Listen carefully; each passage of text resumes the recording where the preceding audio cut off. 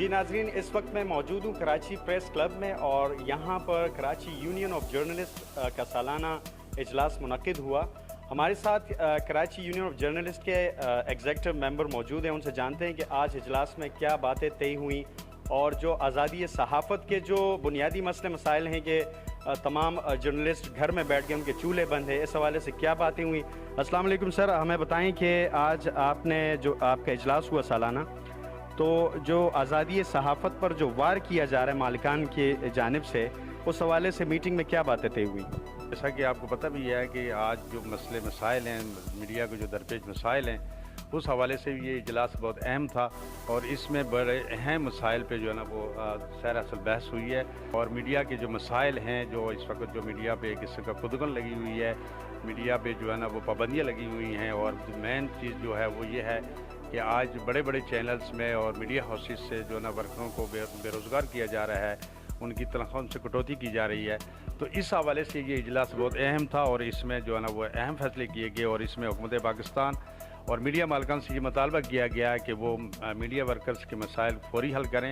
اور ان کو جبری برطرفی ہیں ان کو فوری بند کریں، اور جو تنخواہوں میں کٹوتی ہے اس کا فیصلہ بھی واپس لیا جائے۔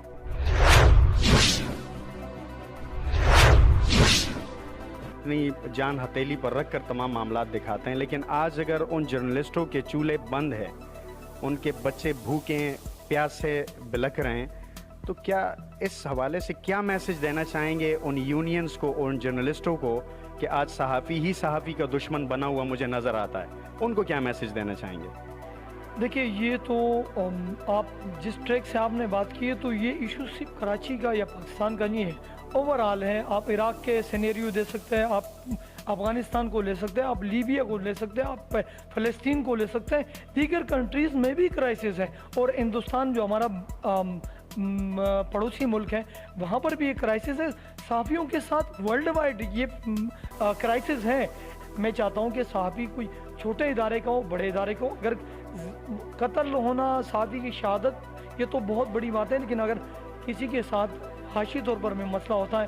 تو آج کا ایجنڈا یہی تھا۔ تو جب معاشی قتل عام ہو رہے ہیں، اس کے لیے ایک میٹنگ کال کی جا رہی، تو جب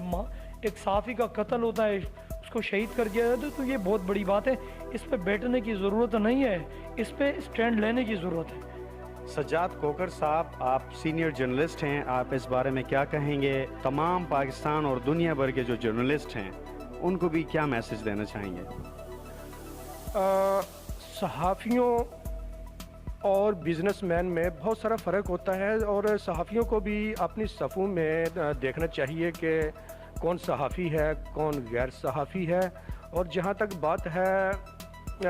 قلم اور کیمرہ کے مزدوروں کی، تو یقیناً افسوس ہوتا ہے پاکستان میں ہی نہیں بلکہ پوری دنیا میں، جب ہم کسی صحافی کے متعلق بے روزگاری کا یا قتل کا اس طرح کے جو ہے نا واقعات سنتے ہیں، تو دلی افسوس ہوتا ہے۔ اور ہمیں چاہیے صحافیوں کو کہ ایک جان ہو کر اپنے جو مطالبات ہے یہ منوانے چاہیے۔ اور پریس کلب ایک ایسا فارم ہے جو کہ میرے خیال میں صحافیوں کے لیے ایک مرکز کا درجہ رکھتا ہے۔ یہاں پر صحافیوں کے جو پرابلمز ہوتی ہیں وہ آ کر یہاں پر حل ہوتی ہیں، اور یہیں پر حل ہونی چاہیے۔ ریاست کا سب سے بڑا ستون چوتھے نمبر کا، اس پہ وار ہے جرنلزم پر، اور یہ میسج ہے ان تمام جرنلسٹ جو پاکستان میں یا دنیا بھر میں کہیں پر بھی ہیں